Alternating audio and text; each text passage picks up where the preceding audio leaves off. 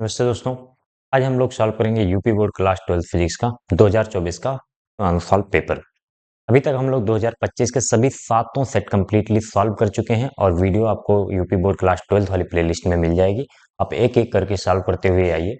और अगर ये 2025 और 2024 दो पेपर आप ढंग से एग्जाम के पहले सॉल्व कर लेते हैं तो आपके एग्जाम पेपर में शायद ही कोई क्वेश्चन बचेगा या फिर शायद ही कोई कॉन्सेप्ट बचेगा जिसको जो आपसे छूट जाए।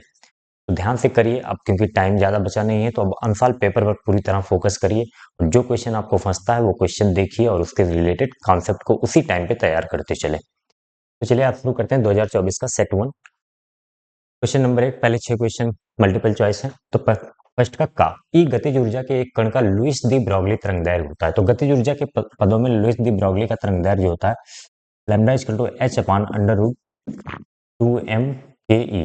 यहाँ पे ई दिया है गतिज ऊर्जा, तो हम काइनेटिक एनर्जी के ई की जगह पर ई लिख देंगे 2m ई। ये फार्मूला होता है, सीधा आपको याद रखना होता है, कई बार डेरिवेशन करने के लिए भी देता है। तो अभी यहाँ पे डेरिवेशन नहीं करना, वैसे कई बार कर चुके हैं इसको। तो कौन सा ऑप्शन सही हो जाएगा? फर्स्ट का ए वाला पार्ट है, lambda equal to h upon 2m E. Part A जो है सही हो जाएगा आपका। चलिए नेक्स्ट क्वेश्चन है फर्स्ट का खा। यदि इलेक्ट्रॉन का अनुमान वेग वीडी तथा विद्युत क्षेत्र की तीव्रता ई हो तो निम्नलिखित में कौन सा संबंध ओम के नियम का पालन करता है? तो सीधा सीधा आपको संबंध याद होना चाहिए।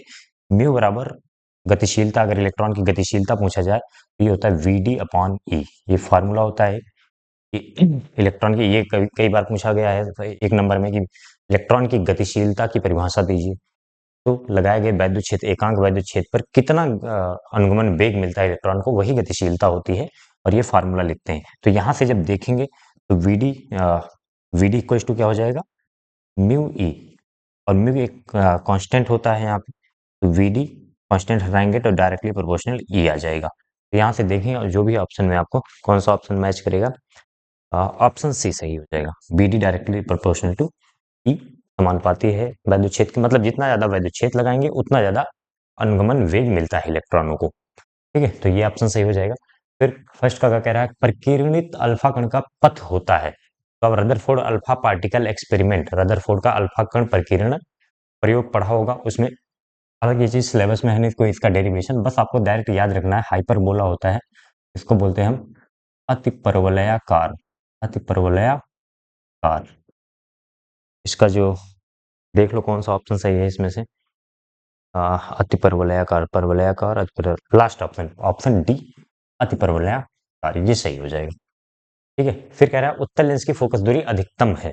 तो इसमें ऑप्शन में पढ़ रहा हूं एक बार, नीले प्रकाश के लिए, हरे प्रकाश के लिए और लाल प्रकाश के लिए, पीले प्रकाश के। तो कलर दिया है, अब इसको कैसे करते हैं देखो। एक तो आप अगर आंसर देकर रटेंगे तो फिर कोई दूसरा कलर दे देगा ना जब, या फिर दो कलर में कंपैरिजन करने को दे देगा, तो वहां पे आप फंस जाएंगे। तो मैं इसको ये कॉन्सेप्ट यहाँ पे पूरी तरह क्लियर कर देता हूँ। तो सबसे पहले फोकस दूरी के बारे में पूछ रहा है, तो 1/f इक्वल टू होता है म्यू माइनस वन। ये लेंस मेकर फार्मूला आपने पढ़ा होगा, 1/r1 माइनस 1/r2, ये फार्मूला होता है फोकस दूरी का। अब यहाँ पे कोई लाल या फिर कोई कलर से कैसे इसको रिलेट करेंगे, तो म्यू जो इसका अपवर्तनांक है, लेंस का अपवर्तनांक जो होता है वो डिपेंड करता है कलर के वेवलेंथ पे, तरंग दैर्घ्य पे। एक कॉची फार्मूला होता है, म्यू इनवर्सली प्रोपोर्शनल होता है तुम्हारे लैम्डा के। लैम्डा क्या है? तरंग दैर्घ्य। हमें पता है विबग्योर, आपने प्रिज्म में भी पढ़ा होगा विबग्योर। इसमें जो है विबग्योर बैगनी, इंडिगो और blue, green, yellow, orange, red. तो इसमें वेवलेंथ का जो सीक्वेंस होता है ऊपर की तरफ जाता है, मतलब सबसे ज्यादा तरंग दैर्घ्य लाल का होता है। तो देखो जिसकी तरंग दैर्घ्य ज्यादा होगी उसका अपवर्तनांक ज्यादा, उस कलर के लिए अपवर्तनांक ज्यादा होगा। और जिसका अपवर्तनांक ज्यादा होगा, तो देखो अपवर्तनांक और फोकस दूरी में क्या रिलेशन है, ये भी इनवर्सली प्रोपोर्शनल का। जिसका अपवर्तनांक ज्यादा होगा अ, उसका तरंग दैर्घ्य कम होगा, या फिर जिसका अपवर्तनांक कम होगा उसका अपवर्तनांक ज्यादा होगा, उल्टा रिलेशन है। तो देखो लाल कलर का अपवर्तनांक क्या होता है? तरंग दैर्घ्य सबसे ज्यादा होता है। तो लाल कलर का तरंग दैर्घ्य सबसे ज्यादा, तो उसका अपवर्तनांक सबसे कम। और जब अपवर्तनांक सबसे कम तो फोकस दूरी सबसे ज्यादा, क्योंकि हमें अधिकतम फोकस दूरी पूछ रहा है। एक बार फिर से ध्यान से सुनो, ये कॉची इक्वेशन होता है, आपके सिलेबस में से है नहीं। म्यू इक्वल टू होता है A plus one upon A plus B by lambda square plus C by lambda by 4 करके, वो अभी आपके सिलेबस की चीज नहीं है। कॉची फार्मूला करके होते हैं, कॉची इक्वेशन। तो क्या होगा, जिसकी, देखो एक बार फिर से, एक जिसकी तरंग दैर्घ्य ज्यादा उसका अपवर्तनांक कम, और जिसका अपवर्तनांक कम उसकी फोकस दूरी ज्यादा, उल्टा रिलेशन है ना। सबसे ज्यादा तरंग दैर्घ्य लाल की, तो उसकी उसके अपवर्तनांक सबसे कम, और लाल का अपवर्तनांक सबसे कम, तो लाल की फोकस दूरी सबसे अधिक। तो कौन सा कलर हो जाएगा, लाल रंग का। देख लो कौन सा ऑप्शन सही हो जाएगा। अ, लाल प्रकाश के लिए तो सी ऑप्शन सही है, लाल प्रकाश के लिए। ठीक है, अब अगर ये चीज आपको पता है, ये चीज करेंगे, अब कोई दूसरा भी कलर दे देगा तो आप आसानी से कर सकते हैं, जरूरी नहीं बार बार बार यही क्वेश्चन दे। अभी दो क्वेश्चन, दो कलर दे दे, उसमें से तुलना करने को दे दे, पीला दे दे, ऑरेंज दे दे, तो फिर कैसे करोगे, जब तक ये चीज कॉन्सेप्ट नहीं पता होगा तब तक नहीं कर पाओगे। ठीक है, तो 4 क्वेश्चन होंगे। चलिए नेक्स्ट क्वेश्चन पर चलते हैं। चलिए नेक्स्ट क्वेश्चन है, क्वेश्चन नंबर 1 का अंग, पांचवा पार्ट है ये। यदि प्रत्यावर्ती धारा परिपथ में केवल धारित्र हो तो परिपथ में व्यय शक्ति होगी। तो ध्यान से देखो, चाहे केवल संधारित्र लगा हो, चाहे केवल प्रेरकत्व लगा हो, या फिर संधारित्र प्रेरकत्व दोनों लगे हों, तो दोनों में क्या होता है, वो सब तीनों केसों में पावर लॉस होता है जीरो। कैसे होता है, पावर लॉस डिपेंड करता है cos फाई पर। V R M equal to होता है V R M S I R M S cos phi. तो cos फाई क्या होता है, फाई होता है दोनों के बीच धारा और वोल्टेज के बीच में कलांतर। तो जब संधारित्र लगा होता है तो कलांतर 90 डिग्री होता है, जब प्रेरकत्व तो लगा होता है तो भी कलांतर 90 डिग्री होता है। तो cos 90 की वैल्यू जीरो हो जाती है, इसलिए पावर लॉस जीरो हो जाता है। हालांकि ये एक हाइपोथेटिकल कंडीशन है, ऐसा पॉसिबल नहीं है कि संधारित्र लगाया जाए और उसमें क्योंकि सर्किट बनेगी, संधारित्र के प्लेट का भी कुछ न कुछ रेजिस्टेंस प्रतिरोध आता है, और अगर प्रतिरोध आ गया तो पावर लॉस यानी कि व्यय शक्ति कभी भी शून्य नहीं हो सकती है। तो ये एक हाइपोथेटिकल कंडीशन है, इमेजिनरी कंडीशन है, जिसमें cos फाई क्या होता है, जीरो हो जाती है, और cos फाई जीरो हो गया तो पावर का फार्मूला क्या होता है, V R M S I R M S cos phi. तो cos फाई अगर cos फाई 90 डिग्री होगा तो cos 90 जीरो, और जीरो से मल्टीप्लाई होगा तो पूरा पावर जीरो आ जाता है। ठीक है, तो देख लो कौन सा ऑप्शन सही हो जाएगा, cos phi P equal to zero, part B सही हो जाएगा इसमें, पार्ट बी। हाँ, तो लास्ट क्वेश्चन पर चलते हैं। कह रहा है दो बिंदु आवेशों को वायु में एक निश्चित दूरी पर रखने पर उनके बीच 80 न्यूटन का बल कार्य करता है। जब इन्हीं आवेशों को एक परावैद्युत माध्यम में इतनी ही दूरी पर रखा जाता है तो इन पर 8 न्यूटन का बल कार्य करता है। माध्यम का परावैद्युतांक होगा। तो देखो ध्यान से क्या होता है, या तो आप डायरेक्ट फार्मूला याद कर सकते हो कि अगर वायु में F1 बल लग रहा है, परावैद्युतांक में F2 बल लग रहा है, तो ये बराबर होता है परावैद्युतांक के, के। हम्म, F1 कितना है, 80 न्यूटन है। F2 हमें ज्ञात करना है, और K कितना दिया है, K दिया है ना, नहीं, K निकालना है। तो F2 कितना दिया है, परावैद्युतांक माध्यम में 8 न्यूटन दिया है, 8 से काटोगे इसे 10 आ जाएगा, तो K की वैल्यू कितनी आ जाएगी, 10। अब ये कैसे आया है, इसको अगर आप जानना चाहते हैं, देखो, तो यहाँ पे पहले ध्यान से देख लो, फार्मूला याद कर लो। F1 क्या है, वायु में जब आवेशों के बीच में कुछ नहीं रखा गया है, वायु है, तो उस समय जो बल लग रहा था वो है। F2 क्या है, जब परावैद्युतांक पदार्थ रखने के बाद जो बल लगता है वो है, और K है परावैद्युतांक। पिछले सेट में यही, सेट में नहीं, अगर आपने इस बार प्री बोर्ड का एग्जाम दिया हो तो इस तरह का क्वेश्चन आया था, उसमें K1/K इस तरह का ऑप्शन दिया गया था मल्टीपल चॉइस में ही, वहां पे के वाला ऑप्शन सही होता। अगर दिया होगा प्री बोर्ड ध्यान से तो देखोगे उस पेपर में मिलेगा ये क्वेश्चन। अब अगर ये फार्मूला याद है तो डायरेक्ट कर लो, नहीं याद है तो फिर क्या तरीका है करने का, ये भी देख लो। अगर किसी को ये चीज नहीं पता है, तो Q1 Q2 दो आवेश मान लो r दूरी पर रखे हैं, तो इनके बीच बल कितना लगेगा, F1, वो भी वायु है, यहाँ पे कोई पदार्थ नहीं रखा गया है। तो यहाँ पे के Q1 Q2 मत रखना, क्योंकि प्रावैद्युतांक वाले क्वेश्चन में के मत रखा करो, सीधा सीधा पूरी वैल्यू रख दो, 1/4 pi epsilon Q1 Q2 by R square. ठीक है, ये क्वेश्चन फर्स्ट हो जाएगा। जब यहाँ पे कोई पदार्थ के प्रावैद्युतांक का एक पदार्थ रख दिया जाएगा तो फोर्स कितना हो जाता है ये भी पता होना चाहिए, 1/4 पाई एप्सिलॉन नॉट, यहाँ पे के का मान यानी कि प्रावैद्युतांक का मल्टीप्लाई हो जाता है इसमें नीचे, into Q1 Q2 by R square. अब क्या करना है, इसको समीकरण 2 बोल दो, समीकरण 1 में समीकरण 2 से डिवाइड कर दो, तो F1/F2 ये लेफ्ट हैंड साइड में हो जाएगा। इधर देखो 1/4 pi epsilon not Q1 Q2 by R square, 1/4 pi epsilon not Q1 Q2 by R square ये कैंसिल हो जाएगा, क्या बचेगा 1 अपान, ये 1 अपान के बचा है तो के ऊपर चला जाएगा, ओवरऑल के आ जाएगा। तो यहाँ से ये चीज आती है। अब वैल्यू दोनों में F1 F2 दिया गया है, रखो के की वैल्यू सीधा सीधा 10 आ जाएगी। तो कौन सा ऑप्शन सही हो जाएगा? यह है कि option B, option B equal to 10 दिया है, ये ऑप्शन सही हो जाएगा। ठीक है, तो अब देख लो कॉन्सेप्ट, देख लो, बेहतर होगा फार्मूला याद कर लो, क्योंकि दो टाइप के क्वेश्चन बनते हैं। अगर कोई भी इस तरह का क्वेश्चन बनता है, बस ध्यान रखना F1 क्या है, F2, F1 वायु में एयर में जो बल लगता है वो है, और F2 प्रवैद्युतांक माध्यम में, प्रवैद्युतांक डाइलेक्ट्रिक कांस्टेंट, कि क्या है, प्रवैद्युतांक है, डाइलेक्ट्रिक कांस्टेंट। ठीक है, तो चलिए नेक्स्ट क्वेश्चन पर चलते हैं। चलिए नेक्स्ट क्वेश्चन है क्वेश्चन नंबर 2। अब इसमें दो में क्या है, 6 क्वेश्चन होते हैं एक एक नंबर के, बहुविकल्पी वाले भी एक एक नंबर के होते हैं, ये छोटे छोटे क्वेश्चन होते हैं। तो दो का देखें, लेंस की वाई में फोकस दूरी एवं लेंस की द्रव में डुबोने पर उसकी फोकस दूरी का अनुपात ज्ञात कीजिए। अब ये क्वेश्चन मुझे नहीं पता क्यों जो है एक नंबर में डाल दिया है, ये कम से कम 2 या 3 नंबर में होना चाहिए था क्वेश्चन। चलिए निकाल देते हैं, लेकिन अब बोला है तो करना ही पड़ेगा। तो वाई में फोकस दूरी का फार्मूला पता होगा, तो मैं इसको लिख दूं एफ ए एयर में।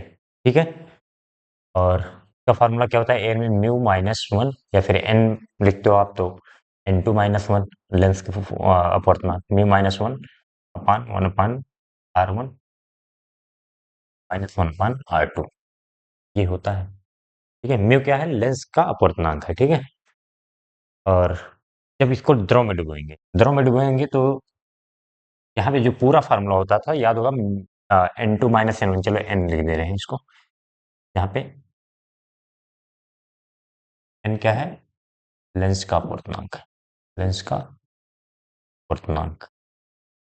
अलग अलग यहाँ पे लोग अलग अलग टीचर पढ़ाते हैं, कहीं पे म्यू लेते हैं, कहीं एन लेते हैं, तो आप जो भी लिया हो उसके हिसाब से। अब इसको लिक्विड में जब डाल दिया गया तो क्या होगा, जब इसके आसपास एयर होता है, हवा होता है, तो ये वाला फार्मूला होता है, क्योंकि होता है क्या है, N2 - N1 अपान N1, ये होता है इसकी जगह पर। तो N2 लेंस का अपवर्तनांक और माइनस N1 एयर का 1 हो जाता है अपान 1, तो N2 - 1 हो जाता है। हमने लेंस का अपवर्तनांक N लिया है, ये N हो गया, और या फिर एन एल कर लो, सबसे सही रहेगा, कंफ्यूजन भी नहीं होगा आपको कोई। एन एल कर दिया इसको, और इसको एन लिक्विड को मैं वाटर बोल दे रहा हूँ अभी के लिए। ठीक है, तो 1/F लिक्विड मतलब वाटर बोल दें, ताकि थोड़ी सी समझने में, क्योंकि एन एल एफ एल लिखेंगे लिक्विड में, द्रव, तो फिर लेंस से जो है वो कंफ्यूजन पैदा करेगा आपको। तो N L minus N W upon N W, जो भी लिक्विड होगा, हमने द्रव के अपवर्तनांक को एन डब्ल्यू लिखा है बस। अब 1/R1 माइनस 1/R2, इसको इक्वेशन फर्स्ट बोलो, इसको इक्वेशन सेकंड बोलो। तो हमें क्या करना है, लेंस में वाई की फोकस दूरी और द्रव में डुबोने पर उसकी फोकस दूरी का अनुपात ज्ञात करना है, तो भाग कर दो इसको। तो देखो ध्यान से, जब इसको डिवाइड करोगे तो एफ डब्ल्यू ऊपर चला जाएगा, एफ ए नीचे रहेगा, F W by F A. हालांकि हमें वायु का ऊपर रखना है, पहले जो क्या क्या बोला है, लेंस की वायु में, तो वायु वाला ऊपर होना चाहिए, अभी रिवर्स कर देंगे। जब इसको डिवाइड करोगे तो ये इससे कट जाएगा, क्या बचेगा, N L minus one upon N L minus N W upon N W. ठीक है, अब इसको रिवर्स करो, क्योंकि हमसे हमसे वायु और द्रव में पूछा है, तो एफ ए ऊपर चला जाएगा, एफ डब्ल्यू नीचे आ जाएगा। वायु में फोकस दूरी, द्रव में फोकस दूरी, तो ये भी ऊपर जाएगा। हालांकि इसको जब साथ में लिखोगे, यहीं पे चलो एक स्टेप और कर दे, एन डब्ल्यू ऊपर चला जाएगा ना, N W N L minus one, इसको सॉल्व किया, एन डब्ल्यू ऊपर चला गया upon N L minus N W. ठीक है, और अब इसको क्या करोगे, जब इसको रिवर्स कर दिया हमने, एफ ए ऊपर कर दिया, तो ये ऊपर हो जाएगा, ये नीचे आ जाएगा, N L minus N W upon N W into N L minus one, ये तुम्हारा दोनों का अनुपात आ जाएगा। क्योंकि कोई वैल्यू दी नहीं है कि हम डायरेक्ट निकाल सकें, क्योंकि आसानी से निकल जाए, तो ये इतना करना ही पड़ेगा आपको। अब आप कोई एन लिक्विड लिख सकता है, एन म्यू से लिख सकता है, अब जो भी लिखोगे वो देख लो आप। ठीक है, हमने क्या किया है, द्रव के अपवर्तनांक को एन डब्ल्यू बोला है, और लेंस के अपवर्तनांक को एन एल बोला है, और एयर का तो लिखना नहीं होता, उसमें वन हो जाता है। ठीक है, तो अब यहाँ से क्या पता चलेगा हमें, जब हम द्रव में डुबोते हैं ना कोई भी लेंस, मतलब वायु से ज्यादा घनत्व वाले माध्यम में ले जाते हैं, तो उसकी फोकस दूरी बढ़ जाती है। बस इतना ध्यान रखना है। चाहे तो आप लिख सकते हैं फोकस दूरी बढ़ जाती है।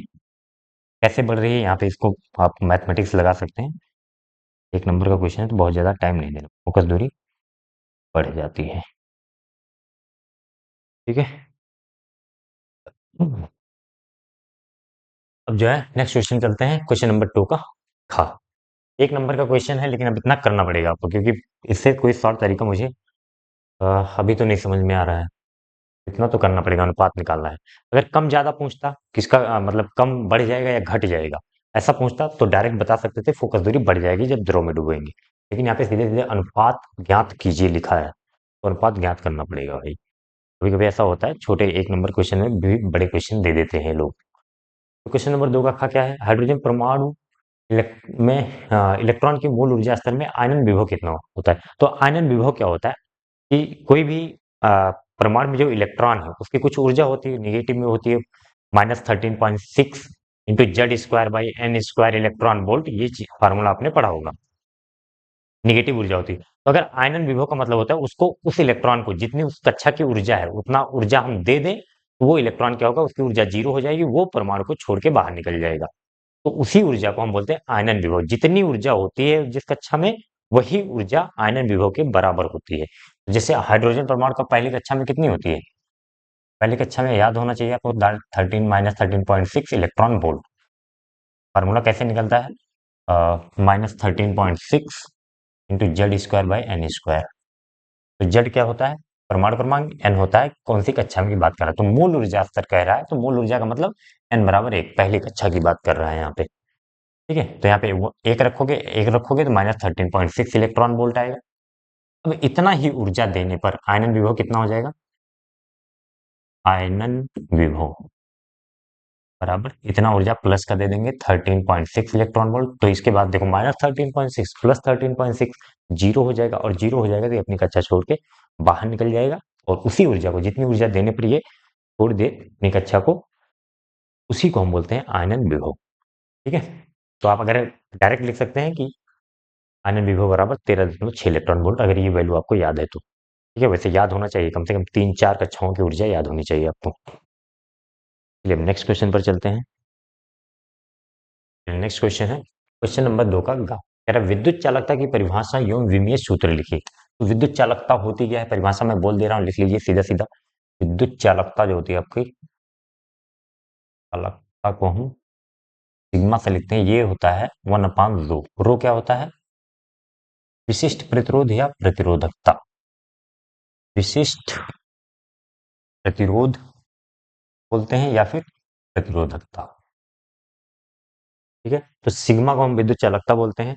और इसको परिभाषा कैसे लिखेंगे, विशिष्ट प्रतिरोध के व्युत्क्रम को विद्युत चालकता कहते हैं। बस इतना लिखना है, विशिष्ट प्रतिरोध के व्युत्क्रम को विद्युत चालकता कहते हैं। अब इसका विमीय सूत्र निकालना है, तो विमीय सूत्र तो 11th में आपको पढ़ाया जाता है, निकालने आना चाहिए। देखो कैसे, पहले इसका मात्रक पता होना चाहिए हमें। और इसका मात्रक क्या होता है, ओम मीटर। विशिष्ट प्रतिरोध अगर नहीं याद है तो आप फार्मूले से यहाँ से लिख सकते हैं, R equal to rho L by A, ये फार्मूला पता होगा।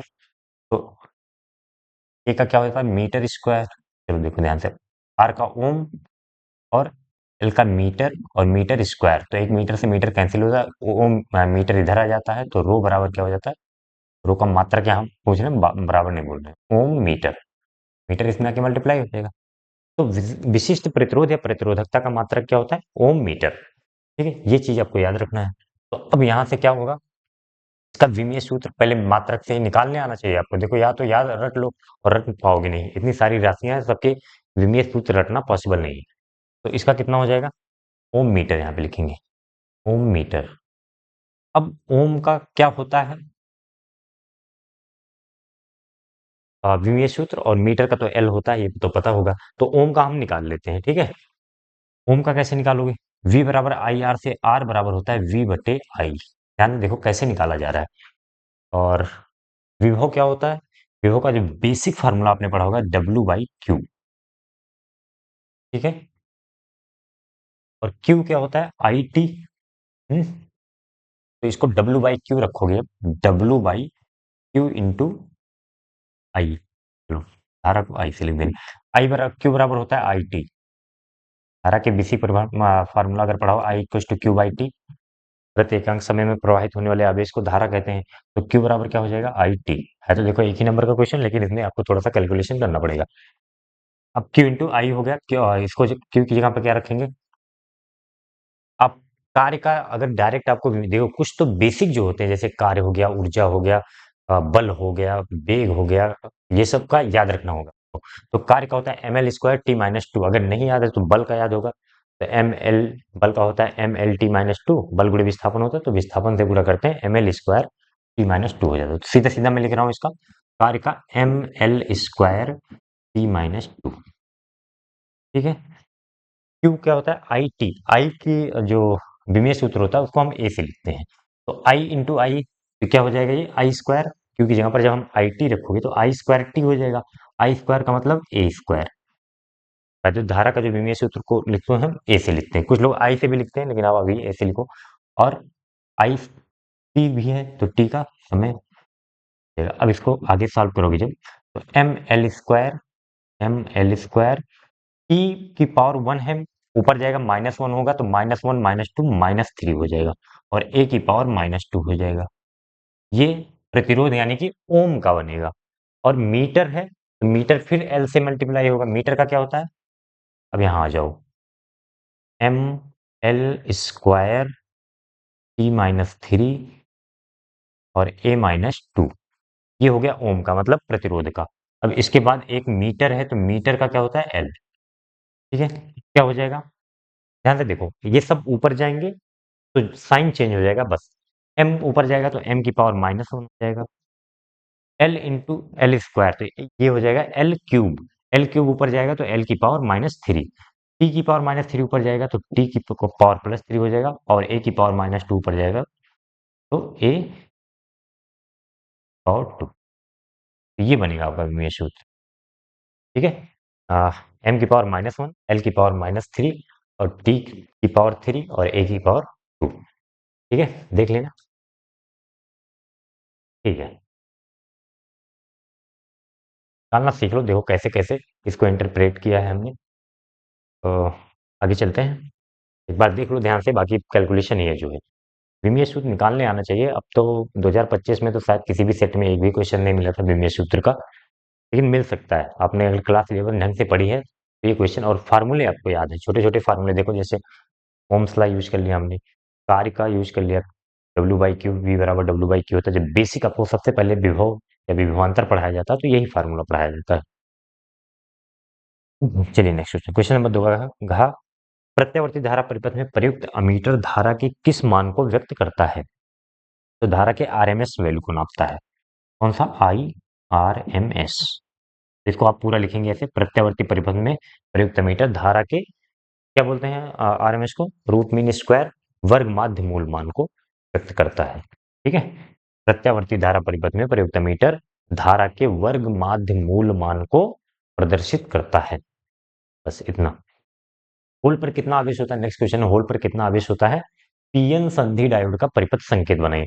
तो होल पर एक प्रोटॉन के बराबर धन आवेश होता है, तो आप ऐसे लिखेंगे, हेडिंग लगा के जरूर लिखेंगे, होल पर आवेश, आवेश बराबर प्रोटॉन पर कितना होता है plus 1.6 into 10 to the power -19 coulomb. ये होल पर हो जाएगा। उसके बाद पीएन संधि डायोड का संकेत बनाइए। तो पीएन संधि डायोड ऐसे बनता है, पी हो गया इधर एन, इसको बना देना है आप।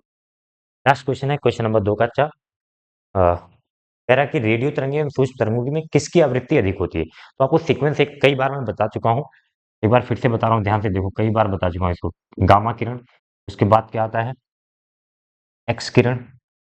गामा किरण के बाद एक्स किरण आता है, और एक्स के बाद आ जाएगा आपका परावैंगनी, परावैंगनी फिर दृश्य आ जाएगा, दृश्य, और दृश्य के बाद औरक्त आ जाएगा, औरक्त के बाद आ जाएगा सूक्ष्म तरंग, दिख रहा है नीचे, सूक्ष्म तरंग आ जाएगा, और सबसे नीचे आ जाता है रेडियो तरंग, रेडियो तरंग। ठीक है ना, यहाँ तक दिख रहा है ना।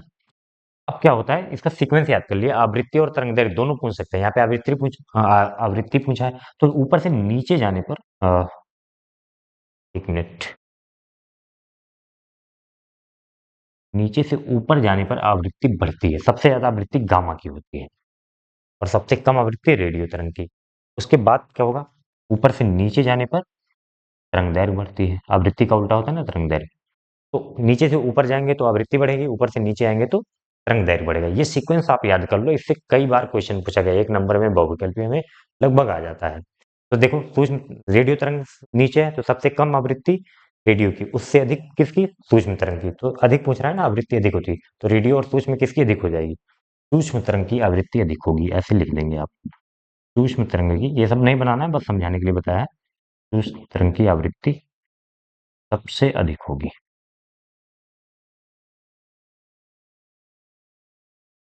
सबसे अधिक नहीं बोलेंगे, इन दोनों में अधिक होगी। सबसे अधिक तो गामा किरण की होती है, ठीक है। आप अगर ये चीज नहीं पता है, आपको नहीं आती है, तो इसको नोट कर लीजिए कहीं साइड में और इसको याद कर लीजिए, क्योंकि बिना याद के काम चलने वाला नहीं है, इस पर लगभग क्वेश्चन आता है, ठीक है। तो क्वेश्चन नंबर 2 खत्म होता है, चलिए थर्ड की तरफ चलते हैं। नेक्स्ट क्वेश्चन है क्वेश्चन नंबर 3। इसके 4 पार्ट हैं और सब 2-2 नंबर के होते हैं।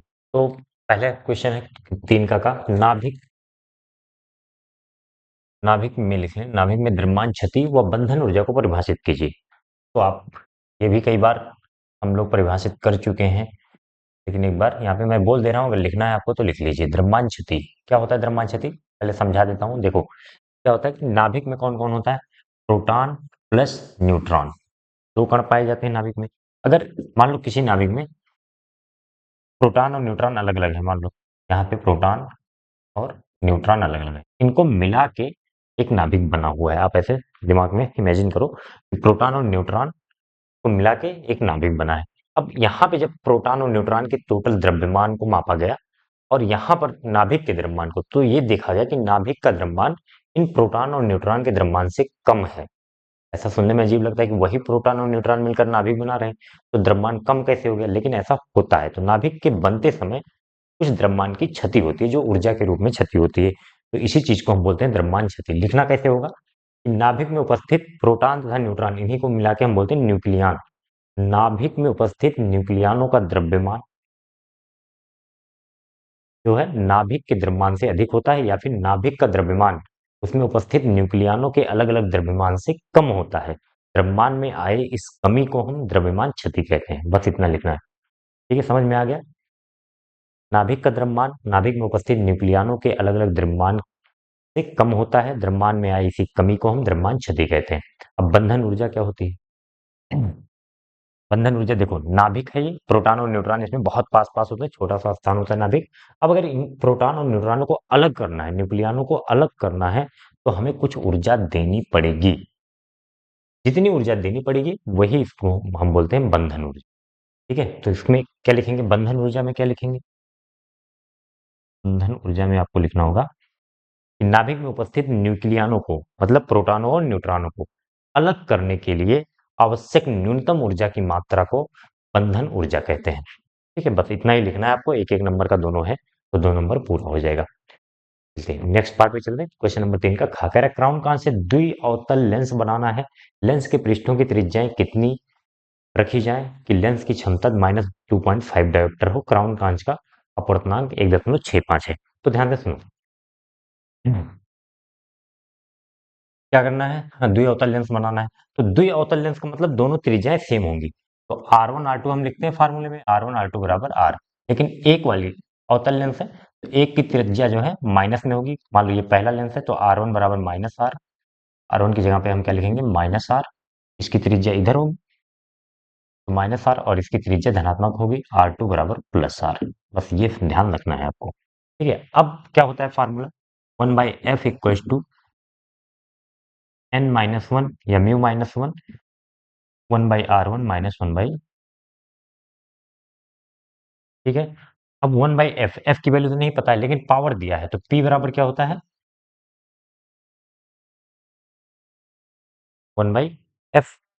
और अगर आप सेंटीमीटर निकालना चाहते हैं तो 100/f कर दीजिए। तो f इक्वल टू क्या हो जाएगा, 100/p। p की वैल्यू दी गई है माइनस, चलिए 100 यहाँ माइनस लगा दे रहे हैं, 2.5। तो कितना हो जाएगा, एक जीरो बढ़ाओगे, दशमलव हटाओगे, 25 चौके 100 और जीरो, -40 सेंटीमीटर। अवतल लेंस है तो वैसे भी निगेटिव ही होगी फोकस दूरी, -40 सेंटीमीटर। अब वैल्यू इसमें रख दीजिए, 1/-40 टू n-1। n की वैल्यू कितनी दी गई है, अपवर्तनांक होता है लेंस का, 1.65 -1 इंटू 1/r। R1 की जगह पे क्या है, -r, तो -1/r, और फिर -1/r2 की जगह पर भी r है। यहाँ पे समझ कर लो इसको और आगे सॉल्व कर लेते हैं। 1/-40 इक्वल्स टू 1.65 -1, 1.65 में से एक घटाएंगे तो 0.65 आएगा, घटाकर देख लेना आप। -1/r, -1/r हो जाएगा -2/r। ठीक है, यहाँ वाले माइनस, यहाँ वाले माइनस को हटा दो। r बराबर क्या हो जाएगा, इन दोनों को मल्टीप्लाई करोगे और 40 आएगा, वो भी मल्टीप्लाई हो जाएगा। r इधर है, चलो एक बार कर देते हैं। r को इधर ले आए तो ऊपर आ गया, r/40 इक्वल्स टू क्या हो जाएगा, 0.65 इंटू 2, तो कितना हो जाएगा, 65 दूना कितना, 130, 65 दूना 130, और एक अंक पे दशमलव लगेगा, सॉरी 2 अंक पे दशमलव लगेगा, ये हो जाएगा 1.3 कर लेना। 65 दूनी 130 और 2 अंक पे दशमलव लगेगा तो 1.3 हो जाएगा। r बराबर क्या हो जाएगा, यहीं पे कर दिख रहा है यहाँ तक। ठीक है, r बराबर हो जाएगा आपका 40 × 1.3, 40 × 1.3, तो कितना हो जाएगा, कर लो गुणा, 13 शून्य शून्य और 13 चौके 52, एक अंक पे दशमलव, तो 52.0 सेंटीमीटर, ये आपका फाइनल आंसर आ जाएगा। ठीक है, क्या करना था, दिमाग कितना लगाना था, बस की फोकस दूरी, पावर दिया गया तो फोकस दूरी निकाल लेते। और R1 R2 द्वि अवतल लेंस है तो R1 दोनों त्रिज्याएं उसकी सेम होती है। अगर द्वि अवतल लेंस या द्वि उत्तल लेंस लगा है तो दोनों त्रिज्याएं उसकी सेम होती हैं। बस यहाँ पे ध्यान देना है कौन सा माइनस लेंगे कौन सा प्लस लेंगे। R1 पहले वाले पृष्ठ को हम R1 बोलते हैं, अगर इधर से देख रहे हैं तो पहला पृष्ठ हमारे लिए ये हुआ, तो R1 और R2, R1 माइनस में इसकी त्रिज्या तो इधर होगी और R2 की इधर होगी, तो इधर आ रहे हैं तो माइनस, उधर प्लस। साइन कन्वेंशन आपको थोड़ा बहुत क्या अच्छे से पता होना चाहिए अगर 12th में पढ़ रहे हैं आप। ठीक है, तो ये क्वेश्चन हो गया। नेक्स्ट क्वेश्चन पे चलते हैं। चलिए नेक्स्ट क्वेश्चन है क्वेश्चन नंबर 3 का गा, पीएन संधि डायोड के अभ्रविनत स्थिति में इसके प्रचालन को समझाइए। तो अगर आप बनाना चाहते हैं तो फिगर बना दीजिए या फिर सिंबल भी बनाकर काम चल सकता है यहाँ पे, क्योंकि 2 नंबर का क्वेश्चन है बस। तो दो सिंबल क्या बनाएंगे आप, ये बना दीजिए, इससे बेहतर होगा सिंबल ही बनाइए, क्योंकि जब ये लॉन्ग आंसर आता है 5 नंबर या 3 नंबर में, तब हम पूरा उसमें होल इलेक्ट्रॉन वाला सिंबल सर्किट तब बनाते हैं। सर्किट बनाने को कहा भी नहीं गया, बस अग्र अभिनय में प्रचालन को समझाइए। ये पी होता है और एन होता है, सिंबल बता देंगे।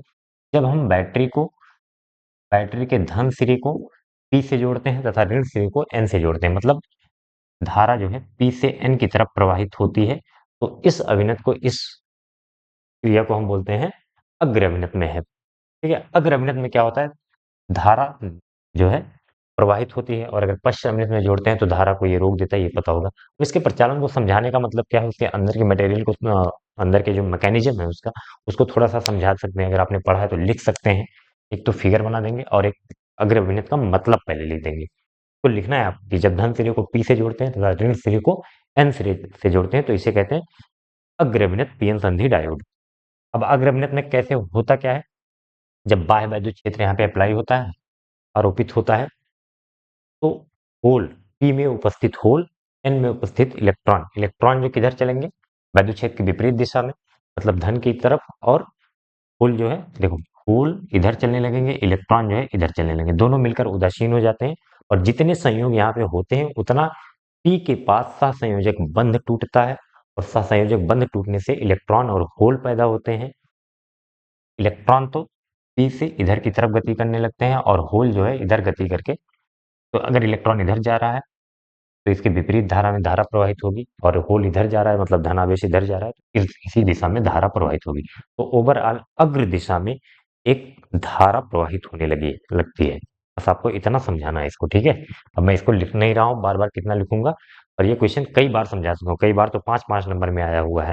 अगर आप शुरू से करते आ रहे हैं तो ये इस क्वेश्चन की आपको ढंग से प्रैक्टिस हो जानी चाहिए, ठीक है। सिंबल बना देना, और अगर बनाना चाहे आपको इस, तो जो इंटरनल मैकेनिज्म है होल इलेक्ट्रॉन वाला, वो भी परिपथ सर्किट डायग्राम बना सकते हैं। ठीक है, अगर आपके पास टाइम है तो, नहीं तो क्योंकि 2 ही नंबर का क्वेश्चन है, 1 नंबर आप यहाँ पे देखो फिगर बना देंगे ढंग से, इसके बारे में समझा देंगे, और 1 नंबर लिख देंगे इसके बारे में क्या-क्या होता है, कैसे प्रचालन होता है। पी से एन की तरफ जो सहसंयोजक बंध टूटता है, तो उसमें इलेक्ट्रॉन जो है धनात्मक सिरे से इधर बैटरी की तरफ आते हैं, और होल जो है ऋणात्मक सिरे से बैटरी की तरफ आते हैं। ओवरऑल अग्र दिशा में एक धारा प्रवाहित होती है। ठीक है, 5 नंबर वाले क्वेश्चन एक बार ढंग से देख लीजिए, तो इसमें आपको बताने की जरूरत नहीं पड़ेगी। 2025 के लास्ट सेट में था शायद, सेट 6 या 6-7 में। लास्ट पार्ट है क्वेश्चन नंबर 3 का, घ कह रहा है अमीटर में शंट प्रतिरोध के मान को बढ़ा देने पर उसके परास तथा सुग्राह्यता पर क्या प्रभाव पड़ेगा। तो शंट प्रतिरोध का मान बढ़ाने से उसके परास पर क्या प्रभाव पड़ेगा। तो परास होता है क्या, पहले ये देख देख लो, या फिर अमीटर कैसे बनता है, गैल्वेनोमीटर होता है, उसमें जो है उसके समांतर क्रम में एक बहुत छोटा सा प्रतिरोध जिसे हम शंट प्रतिरोध कहते हैं जोड़ते हैं, तो उसे हम अमीटर कहते हैं। ये पूरा सिस्टम अब क्या बन गया, मीटर। यहाँ से आई धारा प्रवाहित हो रही है मान लो, तो इसमें से अगर आई जी करंट गया तो इसमें कितना जाएगा, आई माइनस आई जी। आई जी इधर चला गया आई से, तो इधर क्या आएगा, आई माइनस। ठीक है, अब देखो है तो 2 नंबर का क्वेश्चन, लेकिन मैं आपके कॉन्सेप्ट क्लियर करना चाह रहा हूँ। बस मेरा मकसद ये नहीं कि मैं इसको सवाल सॉल्व कर दूं, वो तो मैं कर ही सकता हूँ। मेरा मकसद ये है यहाँ पे तुम्हें एक कॉन्सेप्ट समझाना है, इस पर अगर और सवाल आए तो तुम उसको कैसे सोच पाओ, कैसे कर पाओ। ठीक है, इसलिए मैं ज्यादा टाइम लेता हूँ यहाँ पे, इतना टाइम नहीं लगता एग्जाम में।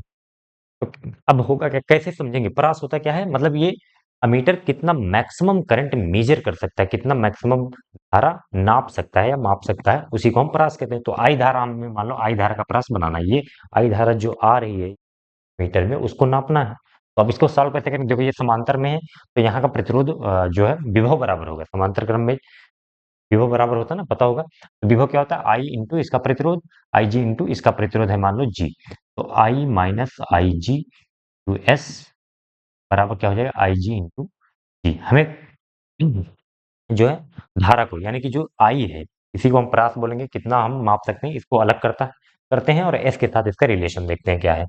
तो एस को मल्टीप्लाई करोगे या फिर एस को इधर लेते जाओ, आई माइनस आई जी बराबर क्या हो जाएगा, एस मल्टीप्लाई है इधर आएगा डिवाइड हो जाएगा, आई जी इंटू जी बाई एस। और आई जी इधर आएगा तो क्या हो जाएगा, इसको इधर डायरेक्ट कर दे रहा हूँ, प्लस।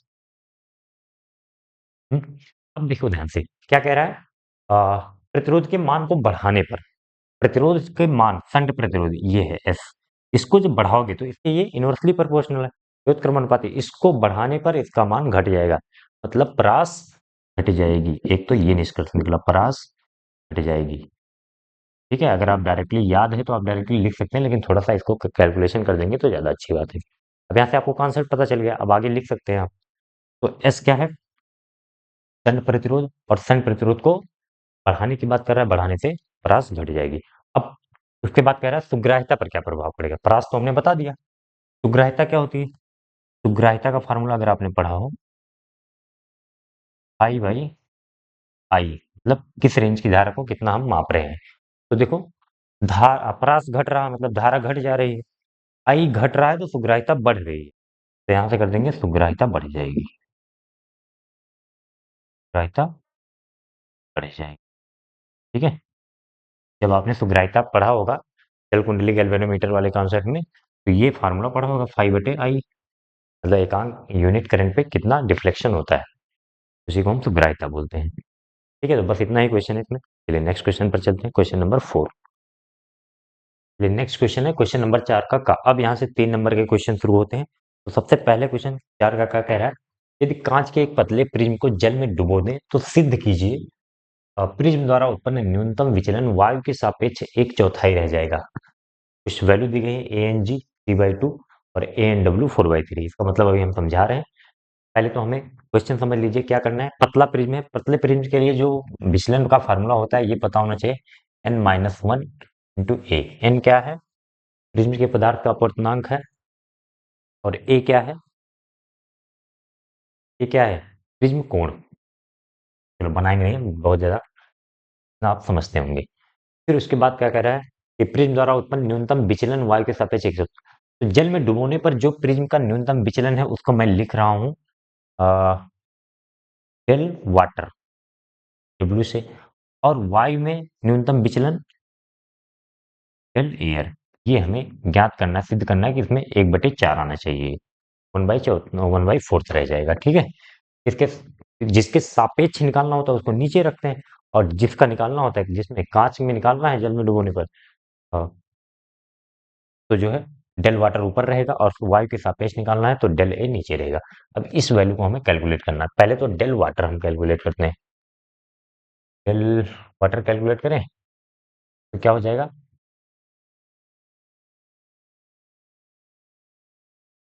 एन जो है n-1 इंटू ए। एन क्या है? प्रिज्म के पदार्थ का अपूर्णांक, फिर हम जल के सापेक्ष लेंगे। तो यहाँ पे वाटर का दिया है वायु के सापेक्ष। देखो इसका मतलब क्या है, इसका मतलब ध्यान से समझो। ए एन जी का मतलब होता है, एन जी मतलब ग्लास का, अपान एन ए बराबर दिया है 3/2।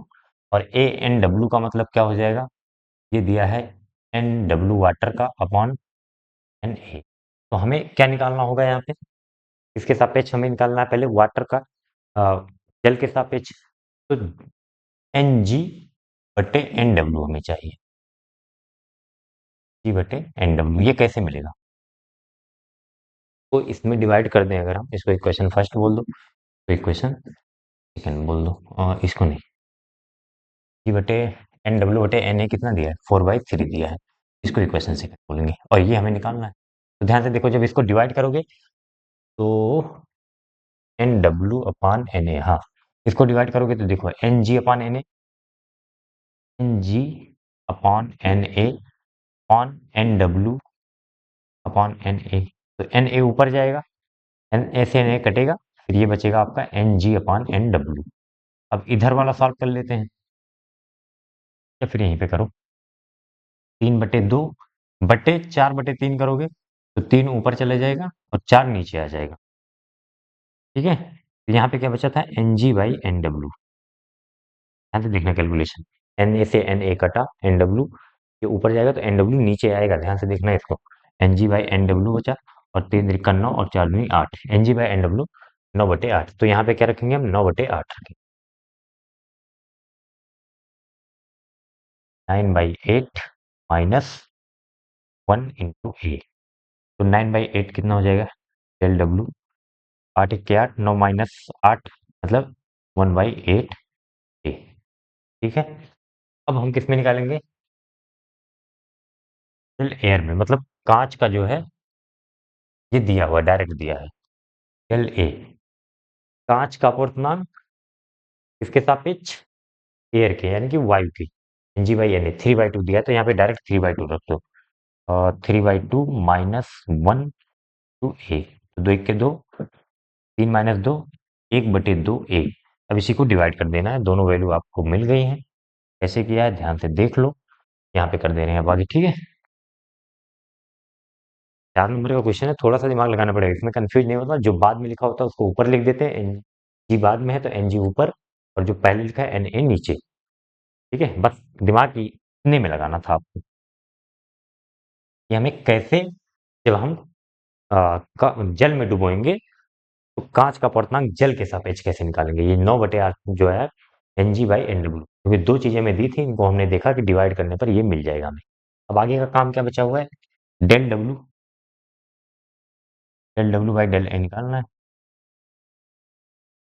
तो डेल डब्ल्यू कितना आया है? 1/8 ए, 1/8 ए, या फिर a/8 कर दें सीधा इसको, a/8 कर अपॉन कितना आया? Del A 1/2 A, by two, या फिर a/2 ही लिख। अब जब इसको सॉल्व करोगे a/8 मल्टीप्लाई में होगा तो 2 ऊपर चला जाएगा और a नीचे आ जाएगा। तो a से a कटेगा, 2 × 4 = 8, कितना आ गया? 1/4। ये हमें प्रूफ करना था, 1/4 रह जाएगी, ठीक है। ध्यान से देख लो, पतले प्रिज्म के लिए ये सूत्र होता है, नहीं तो डेल वाला फार्मूला होता है क्या? डेल बराबर साइन ए प्लस, सॉरी नहीं, साइन ए प्लस नहीं, आई प्लस ई माइनस आर करके होता है, वो छोड़ो अभी। पतले प्रिज्म के लिए यही फार्मूला डायरेक्ट हम यूज करते हैं। ये किसके लिए है? पतले प्रिज्म के लिए, पतले प्रिज्म के लिए, ठीक है। बस यहाँ पे एन ध्यान रखना, अगर ये वाई में रखा हुआ है प्रिज्म तो प्रिज्म मतलब कांच, कांच का अपवर्तनांक वायु के सापेक्ष रखेंगे। अगर किसी दूसरे माध्यम में रखा है तो कांच का अपवर्तनांक उस माध्यम के सापेक्ष रखेंगे। जैसे यहाँ पे हमने वायु वाला जब निकाला था, कहाँ है, डेल ए, तो कांच का अपवर्तनांक वायु के सापेक्ष जो कि दिया है, कांच का अपवर्तनांक वायु के सापेक्ष 3/2 दिया, तो 3/2 डायरेक्ट रख दिया। लेकिन जब हम कांच का जब वाटर में, जल में डूबे थे, तो कांच का अपवर्तनांक जल के सापेक्ष ये हमने पहले निकाला। कांच का अपवर्तनांक Ng/Nw पहले कैलकुलेट किया, जो भी डेटा दिया गया था, फिर उसको यहाँ पे रखा गया है। ठीक है, तो उम्मीद करता हूँ आपको ये क्वेश्चन समझ में आएगा। नेक्स्ट क्वेश्चन पर चलते हैं। चलिए नेक्स्ट क्वेश्चन है, क्वेश्चन नंबर 4 का कह रहा है विस्थापन धारा की सार्थकता की विवेचना कीजिए तथा इसके और चालन धारा के बीच कालांतर ज्ञात कीजिए। तो विस्थापन धारा क्या होती है, सबसे पहले आप हेडिंग लगा लीजिए विस्थापन धारा, और उसमें मैं कुछ बोल दे रहा हूँ, उसको लिख लीजिए। पहले समझा देते हैं। मैक्सवेल ने सबसे पहले इसकी बात की, और ये कैसे बताया कि जैसे मान लो कोई संधारित्र है हमारे पास, वहां पे हम बैटरी जोड़ते हैं, जब तक संधारित्र चार्ज होता है, आवेशित होता है, उस समय क्या होता है, इस सर्किट में धारा प्रवाहित होती है। एक चीज देखा इन्होंने कि अगर यहाँ पे प्लेटों के बीच में वो कंपास रख के देखा, तो यहाँ पे चुंबकीय क्षेत्र बन रहा था। और चुंबकीय क्षेत्र, यहाँ का चुंबकीय क्षेत्र निकालने के लिए, जैसे मान लो यहाँ पे चुंबकीय क्षेत्र निकालना है, तो एम्पियर का नियम हम लगा सकते थे, लूप बनाते, और B dot D l, line integral of B dot D l equal to mu naught I कर देते। यहाँ पे आई धारा प्रवाहित हो रही है, लेकिन यहाँ पे तो धारा नहीं है। और यहाँ पे चुंबकीय क्षेत्र आ रहा था, तो जब ये एम्पियर का नियम यहाँ लगाया गया, तो क्योंकि धारा आई जीरो थी, तो चुंबकीय क्षेत्र जीरो आना चाहिए था, लेकिन यहाँ पे चुंबकीय क्षेत्र था, तो ये एक समस्या पैदा हुई। और उसी को लेकर मैक्सवेल ने एक जो है विस्थापन धारा की कल्पना की, और बताया कि अब यहाँ पे जो धारा, विस्थापन धारा इसमें होती है, इसको आईडी से लिखते हैं। ये क्यों हो रही थी, जब आप संधारित्र चार्ज होता है, ये तब तक थी जब तक संधारित्र चार्ज होता है। जब संधारित्र चार्ज होता है, आवेशित होता है, तो यहाँ पर लगातार आवेश बढ़ता है, और आवेश जब बढ़ता है तो उसके साथ साथ वैद्युत क्षेत्र बढ़ेगा। जितना ज्यादा आवेश होगा उतना ज्यादा वैद्युत क्षेत्र होगा। तो यहाँ पे परिवर्ती वैद्युत क्षेत्र था, वैद्युत क्षेत्र बदल रहा था, इसके कारण यहाँ पे चुंबकीय क्षेत्र उत्पन्न हुआ। क्योंकि इसके पहले ये माना जाता था कि चुंबकीय क्षेत्र सिर्फ धारा से उत्पन्न होता है, तो यहाँ पे मैक्सवेल ने एक धारा की कल्पना कर ली, जिसे इन्होंने नाम दिया विस्थापन धारा, डिस्प्लेसमेंट करंट। ठीक है, तो विस्थापन धारा हेडिंग लगाइए, और उसमें लिखिए, मैं बोल दे रहा हूँ। तो क्या होता है विस्थापन धारा, कि जब किसी माध्यम में परिवर्ती वैद्युत क्षेत्र के कारण या फिर वैद्युत क्षेत्र के बदलने के कारण चुंबकीय क्षेत्र उत्पन्न होता है, तो यहाँ पे उन्होंने विस्थापन धारा की कल्पना की, तो उस माध्यम में जो है विस्थापन धारा प्रवाहित होती है, ऐसा लिख देते हैं। उस माध्यम में प्रवाहित होने वाली धारा को विस्थापन धारा कहते हैं। कहाँ पे, जहां पर वैद्युत क्षेत्र के बदलने से चुंबकीय क्षेत्र उत्पन्न होता हो। ठीक है, तो ये हो जाएगा विस्थापन धारा। अब इसकी सार्थकता की विवेचना क्या है, इसका मतलब क्या है, तो देखो इससे कुछ चीजें जो है प्रूफ हुई, और सबसे पहले जो प्रूफ हुआ, एम्पियर के नियम में इन्होंने संशोधन किया। इसकी सार्थकता कहाँ कहाँ पे इसका जो है सिग्निफिकेंस है, कहाँ पे इसकी इंपॉर्टेंस है, महत्व कहाँ पे है, ये चीज हमें बताना है। एम्पियर के नियम में संशोधन, एम्पियर के नियम में संशोधन, क्योंकि एम्पियर का नियम जो है संधारित्र के प्लेटों के बीच, इसमें लिखेंगे आप एम्पियर के नियम में संशोधन हेडिंग डालेंगे, फिर इसमें लिखेंगे क्योंकि एम्पियर का नियम संधारित्र के प्लेटों के बीच उत्पन्न होने वाले चुंबकीय क्षेत्र को नहीं बता पा रहा था, इसलिए इन्होंने कहा एम्पियर के नियम में संशोधन किया। और क्या संशोधन किया, आप चाहें तो वो भी लिख सकते हैं। एम्पियर का नियम क्या था, line integral of B dot D L टू क्या था, म्यू नॉट आई, आई सी बोलेंगे यहाँ पे, इसको कंडक्शन करंट, मतलब जो चालन धारा है, जो तार में प्रवाहित होती है उसे चालन धारा नाम दिया, और जो प्लेटों के बीच में एक धारा प्रवाहित होती है उसे क्या बोला गया, आईडी डिस्प्लेसमेंट।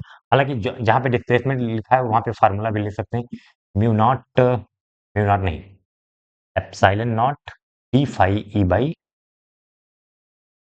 ये होती है, इन्होंने फार्मूला दिया कंडक्शन करंट, सॉरी कंडक्शन है, डिस्प्लेसमेंट करंट, विस्थापन धारा के लिए फार्मूला दिया मैक्सवेल ने।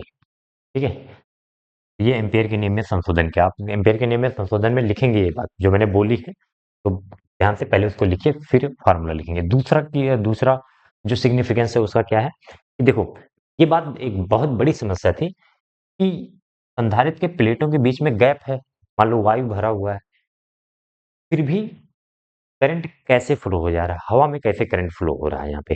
तो यहाँ पे जो धारा की कंटिन्यूटी, धारा की निरंतरता थी, वो उस बात को इन्होंने सिद्ध किया कि इनके बीच में कोई वो नहीं है, गैप नहीं, गैप तो है ही, मतलब जो करंट की समस्या थी कि यहाँ पे लोग सोच रहे थे कि जब देखो ये तो फिक्स था कि जब हम कैपेसिटर को, संधारित्र को चार्ज करते हैं, आवेशित करते हैं, तो एक धारा प्रवाहित होती है पूरे सर्किट में। और अगर यहाँ पे कुछ नहीं है, वायु है, तो फिर धारा कैसे प्रवाहित हो रही है? ये तो अपने आप में एक वो ना, जैसे तार है, बीच से काट दो फिर भी यहाँ से यहाँ धारा पहुंच जाए, तो ये कैसे पॉसिबल है? तो इस चीज की कंटिन्यूटी ऑफ करंट को इन्होंने तो यहाँ पे डिफाइन किया। धारा की निरंतरता बोलेंगे, धारा की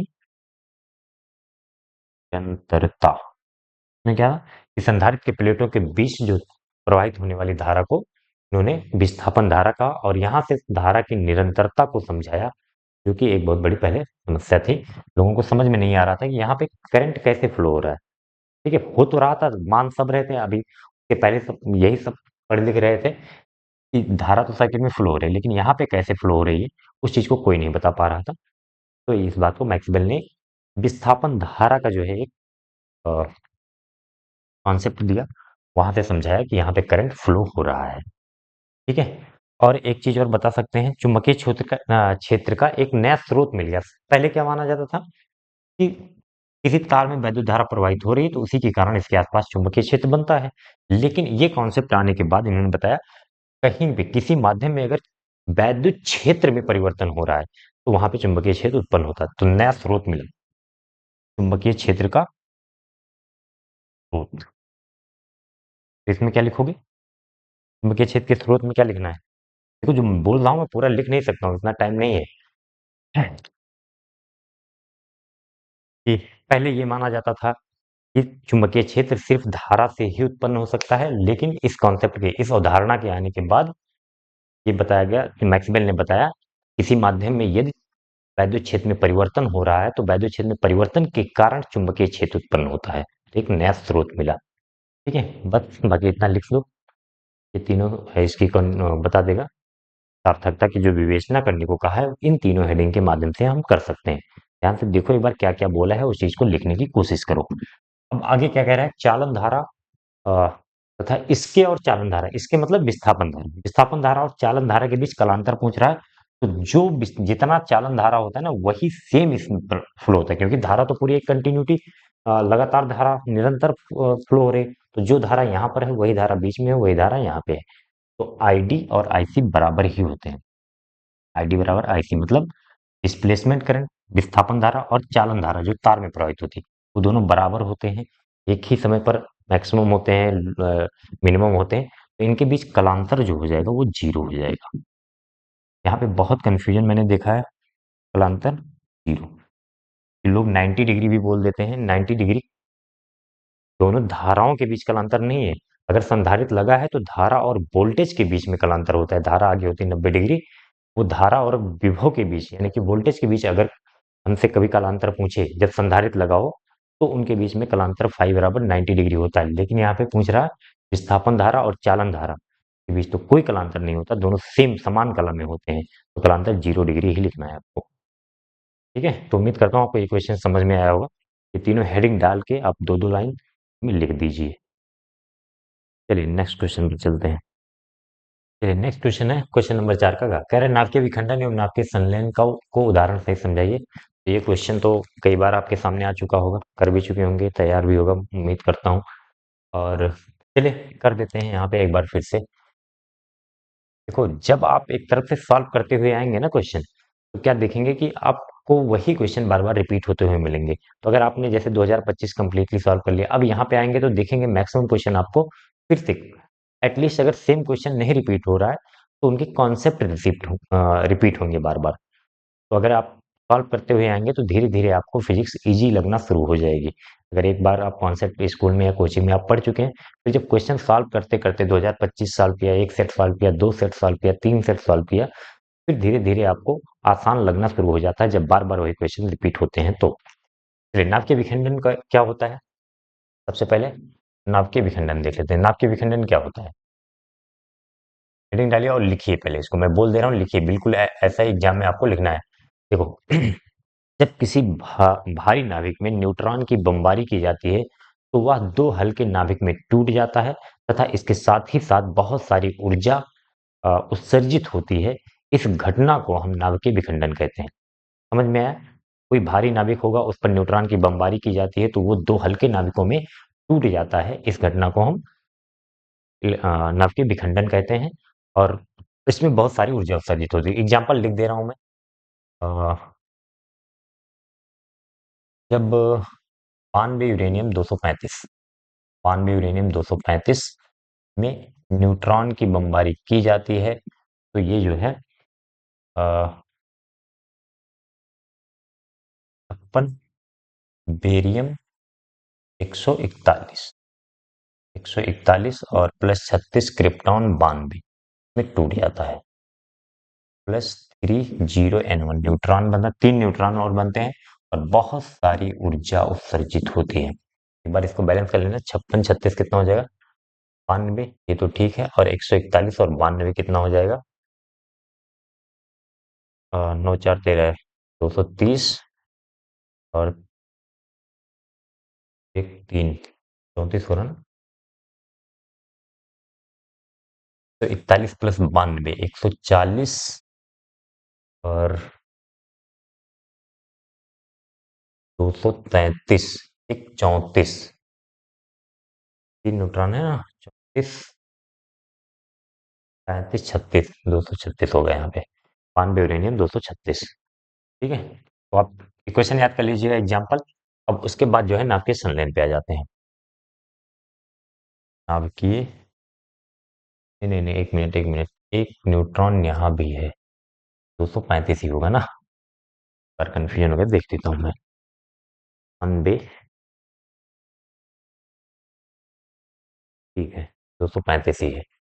नाभिकीय संलयन, एक न्यूट्रॉन, इसका मैंने द्रव्यमान संख्या जोड़ना भूल गया था इसलिए 36 आ रहा। नाभिकीय संलयन, नाभिकीय संलयन में क्या होता है? जब दो हल्के नाभिक, किसको लिख लीजिए, हेडिंग डालिए नाभिकीय संलयन। जब दो हल्के नाभिक अत्यधिक ताप और दाब पर मिलकर एक भारी नाभिक बनाते हैं तो इस घटना को हम नाभिकीय संलयन कहते हैं। क्या होता है? दो हल्के नाभिक होते हैं मिलकर, और इसके लिए कंडीशन होती है कि बहुत हाई टेम्परेचर पर ये होती है। ये घटना सूर्य में होती है।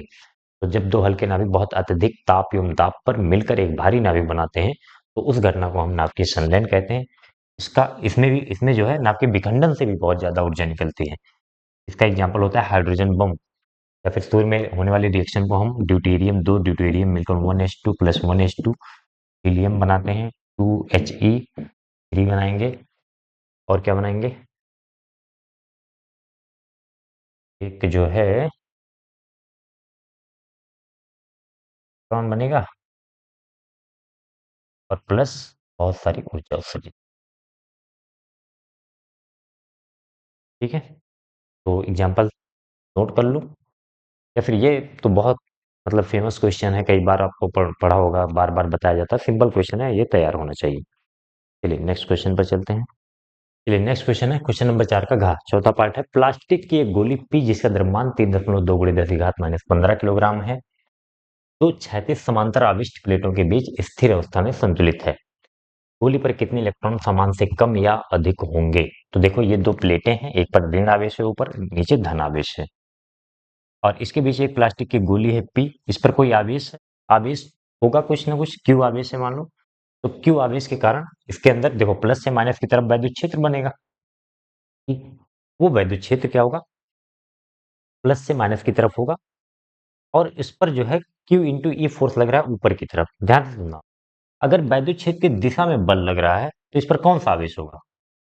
देखो ये बात मैं कितनी बार बोल रहा हूँ, वैद्युत क्षेत्र की दिशा में धन आवेश पर वैद्युत क्षेत्र की दिशा में बल लगता है और ऋण आवेश पर वैद्युत क्षेत्र की विपरीत दिशा में बल लगता है। तो अगर वैद्युत क्षेत्र की वैद्युत क्षेत्र की दिशा में बल लगे, क्योंकि लिखना होगा तुम्हें यहाँ पे, क्योंकि प्लास्टिक की गोली पर वैद्युत क्षेत्र की दिशा में बल लग रहा है, अतः प्लास्टिक की गोली पर कितने क्या होगा? धन आवेश होगा, पॉजिटिव आवेश होगा। और पॉजिटिव आवेश कब आता है? जब इलेक्ट्रॉन निकल जाते हैं, इलेक्ट्रॉन की कमी होगी। तो जो यहाँ पे लास्ट में लिखा हुआ देखो, इलेक्ट्रॉन पर कितने गोली पर कितने इलेक्ट्रॉन सामान्य से कम या अधिक होंगे, तो इलेक्ट्रॉन की कमी होगी यहाँ पे। तभी तो धनावेश है, इलेक्ट्रॉन की कमी होगी। जब इलेक्ट्रॉन की कमी होती है तो धनावेश होता है, अधिकता होती है तो ऋणावेश होता है। ठीक है, तो एक बात लास्ट वाला तो आंसर मिल गया हमें। अब कैलकुलेट करना है हमें कितने इलेक्ट्रॉन है। तो ये यहाँ पे संतुलित है, संतुलित होने का मतलब क्या है, दोनों ऊपर जो बल लग रहा है वैद्युत बल Q इंटू ई और नीचे लग रहा है गुरुत्वाकर्षण बल mg, वो दोनों बराबर होंगे। संतुलन की अवस्था में क्या है, संतुलन की अवस्था में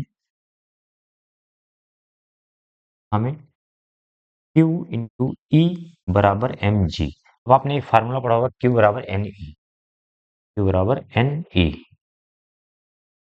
तो Q की जगह पर एन ई इंटू ई कर दो बराबर mg। n बराबर यही इलेक्ट्रॉनों की संख्या पूछ रही है, हमने पहले बता दिया कमी है, तो n बराबर क्या हो जाएगा mg बाई ई इंटू ई। ठीक है, अब ई का मान निकालना हमें, वैद्युत क्षेत्र तो हमें पता नहीं है, तो क्या होता है v बराबर होता है क्यू बराबर एन ई। वैद्युत क्षेत्र और विभवांतर में संबंध पढ़ा है कि नहीं, v बराबर ई इंटू ई होता है ना, ई बराबर क्या हो जाएगा b by D, b by D. तो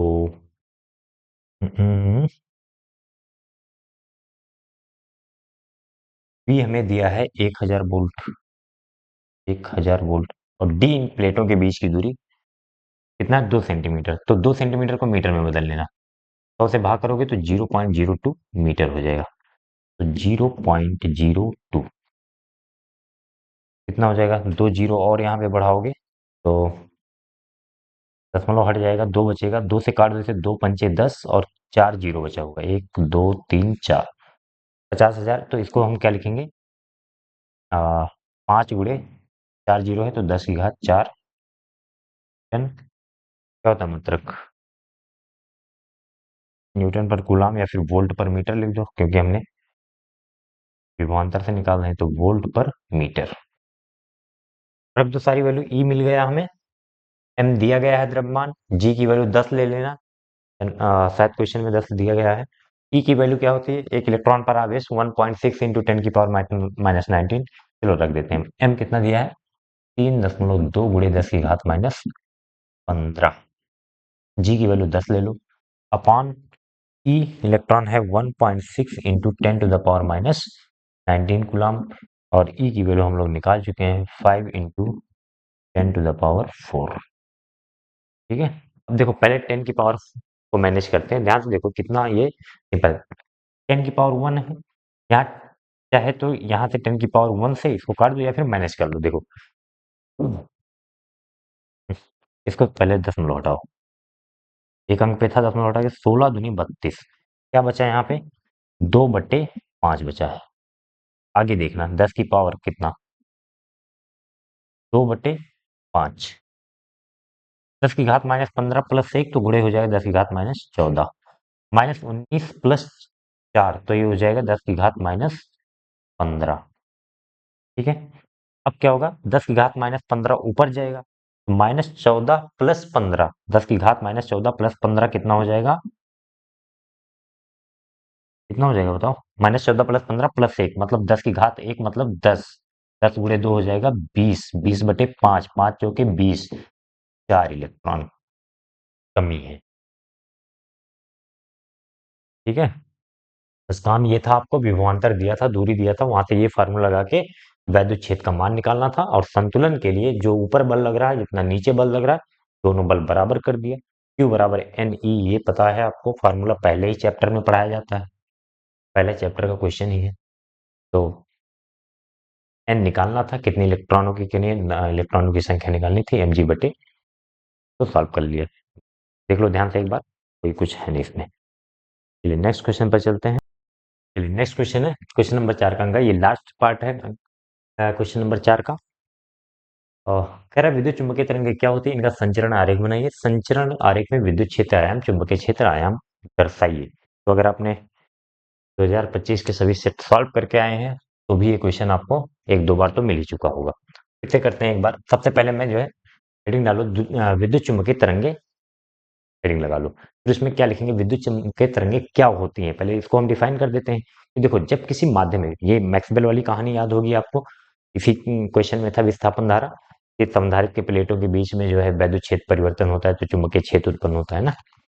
तो में क्या होगा कि जब किसी माध्यम में वैद्युत क्षेत्र परिवर्तन होने के कारण चुंबकीय क्षेत्र उत्पन्न होता है तथा वैद्युत क्षेत्र और चुंबकीय क्षेत्र आपस में लंबवत होते हैं, और इनके लंबवत, इन दोनों के लंबवत एक ऊर्जा संचरित होती है जिसे हम वैद्युत चुंबकीय तरंग कहते हैं। ठीक है, फिर से एक बार सुन लो ध्यान से कि जब किसी माध्यम में वैद्युत क्षेत्र के परिवर्तन होने के कारण चुंबकीय क्षेत्र उत्पन्न होता है तो वैद्युत क्षेत्र तथा चुंबकीय क्षेत्र की लंबवत ऊर्जा संचरित होती है, प्रोपागेट करती है, जिसे हम वैद्युत चुंबकीय तरंग कहते हैं।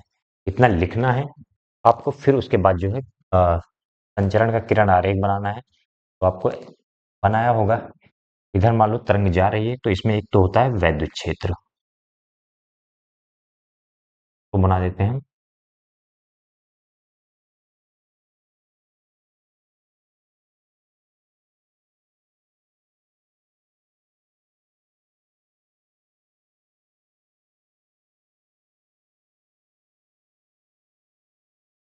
फिर वाई अक्ष पर जो है हमने वैद्युत क्षेत्र को दिखाया है, एक्स अक्ष में क्या है, ये तरंग संचरण की दिशा, मतलब ये इधर जा रही है, तरंग संचरण की दिशा है, इधर प्रकाश तरंग जो है ट्रेवल कर रही। और वैद्युत क्षेत्र के लंबवत होती है चुंबकीय क्षेत्र, तो इसके लंबवत बाहर की तरफ कौन सा होगा, जेड अक्ष। दोनों के लंबवत है, तरंग के भी और इसके। तो इसको थोड़ा सा मैं 3D में बनाने की कोशिश कर रहा हूँ, कुछ ऐसे करके बनाएंगे। तो ये बाहर की तरफ है ऐसे।